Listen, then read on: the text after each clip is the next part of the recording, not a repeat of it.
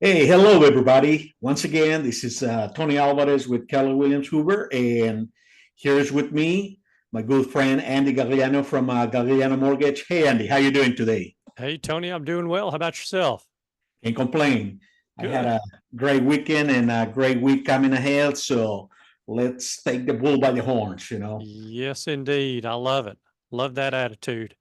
Andy, I have a couple questions. There is a lot of fuss and a lot of noise going on with the interest rates. Yeah. Uh, that they're super down, that is the lowest we have seen, what, in like a year or so. Yeah. So, and there is a lot of speculations as well. But I was reading today, the numbers, these numbers are national numbers from the mortgage what is National Mortgage Association, something like that. There's a National Association of Mortgage Brokers, and then there's a Mortgage Bankers Association.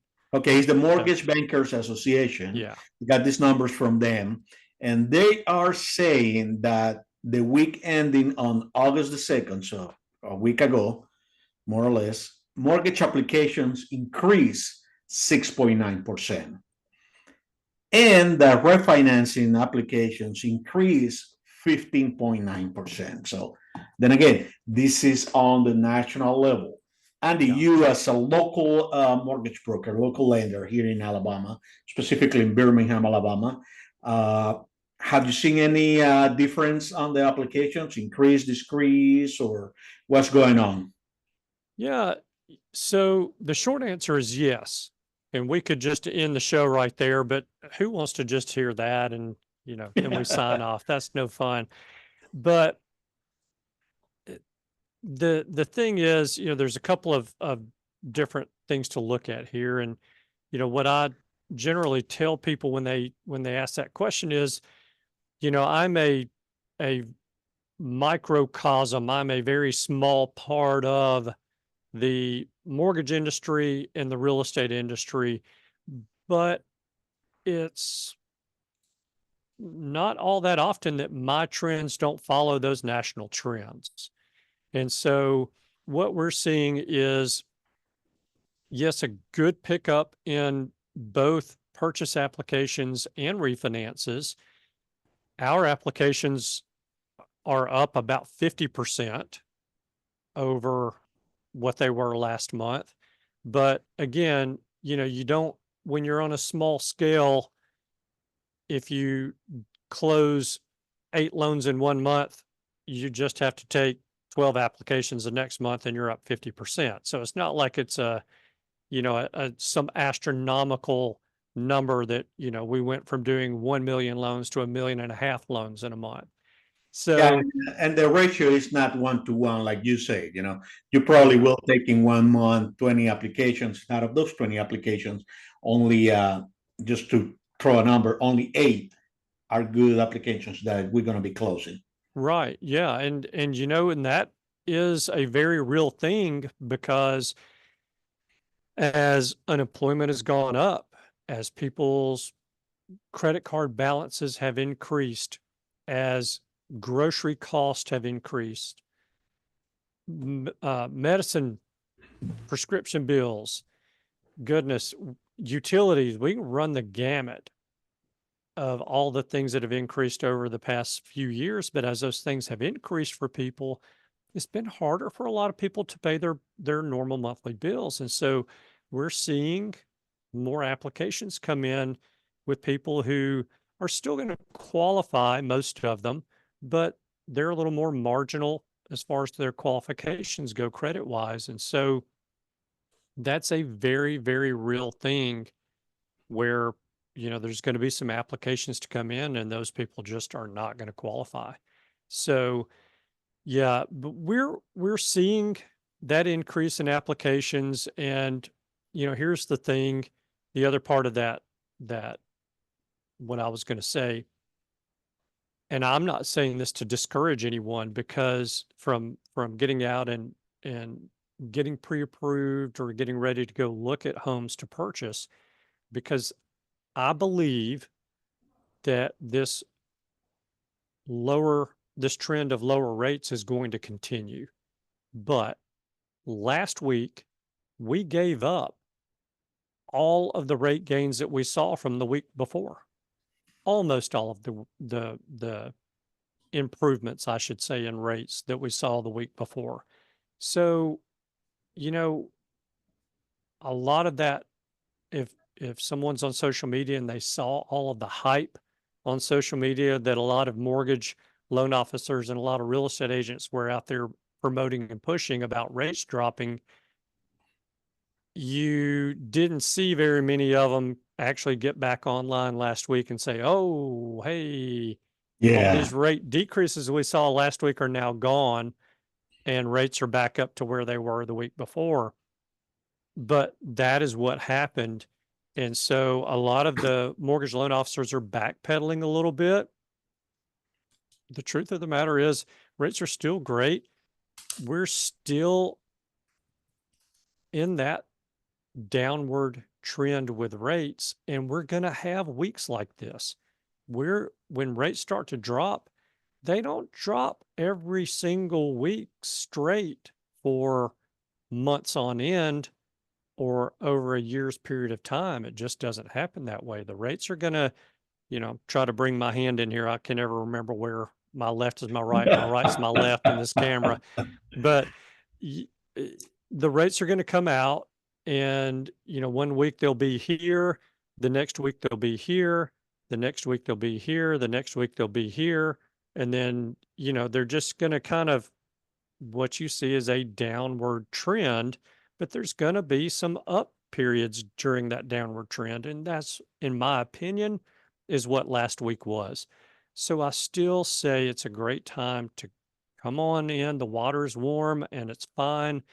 Dip your toes in, get in the real estate market, because if this lower rate trend continues, you don't want to be getting into the market the same time that the masses are getting into the market. You want to be ahead of them. You beat me to And that point. Like, that's something that I wanted to say. And yeah, you explained it perfectly a couple of weeks ago. Everybody, just in one day on social media, I saw more than 20 posts about rates are coming down, and now's the great time, blah, blah, blah, blah, blah. And then all of a sudden, I'm hearing crickets, yeah, big silence.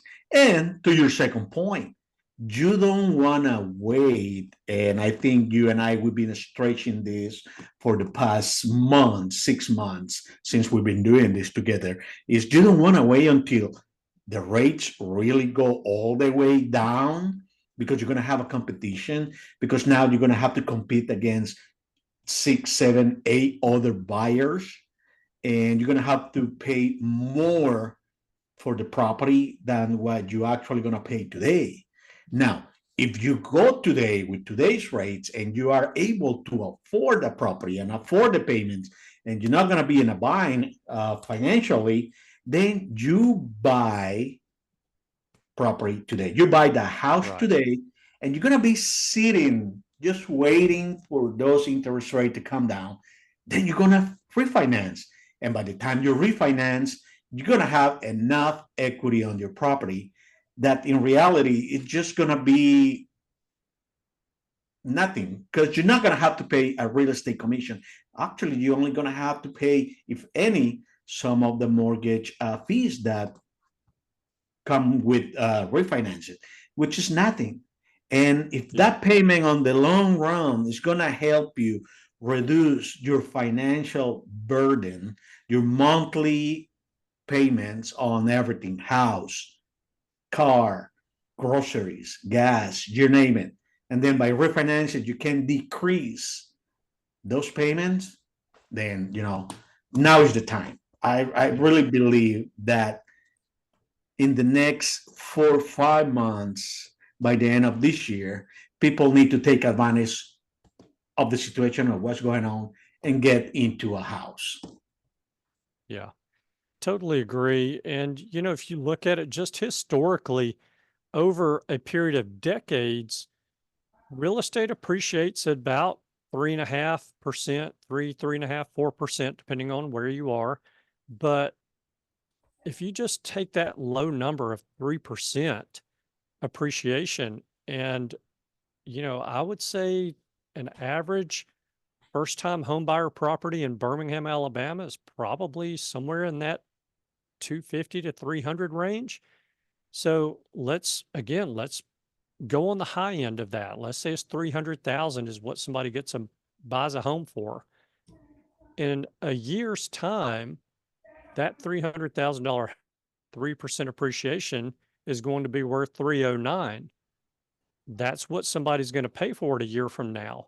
Well, if they're waiting a year in order to get a lower interest rate and the rates are 1% lower, they've just paid $9,000 more for that home when they could have purchased it today at a $9,000 lower price, Correct. refinanced it, paid $4,000 or $5,000 in closing costs to refinance, and come out to the better, $4,000, $5,000, $6,000 because of their appreciation. And it makes sense to go ahead and do it now. It really does. And like you said, if someone mentally is mentally prepared and they're financially prepared, it's time.